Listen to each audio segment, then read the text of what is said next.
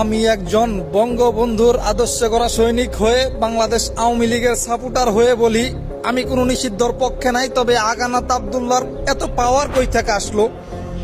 সে অমুক দলরে নিষিদ্ধ করব, অমুক দলরে চিরস্তরে বিদায় দিয়ে দিব।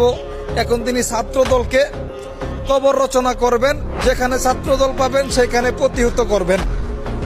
আপনি এইটা বলার পাওয়ারটা কে দিছে আপনাকে? আপনি বাংলাদেশের কোন প্রেসিডেন্ট বা বাংলাদেশের কত বড় প্রশাসনে ডিউটি করেন? আপনি ছাত্র দলের এই কথা বলতে পারেন? আপনি ছাত্র লীগের কোন পোলাপানে নিষিদ্ধ ছাড়া যদি একদিন এই কথাটা বলতে পারতেন, পরের দিন আপনার সামনে রেখা আপনারে মাড়ি দিয়ে দিত। কারণ আপনি নিষিদ্ধ করে তারপরে ফালাফালি করেন, কারণ শুধু ইউনূসে সে নিজের স্বার্থের জন্য ছাত্রলীগকে নিষিদ্ধ করে দিছে। তবে একটা কথা মনে রাখবেন, এই ছাত্রলীগের হাতেই এই হাসানাত আব্দুল্লাহর অতি শীঘ্রই ভয়ঙ্কর রূপে বিচার হবে।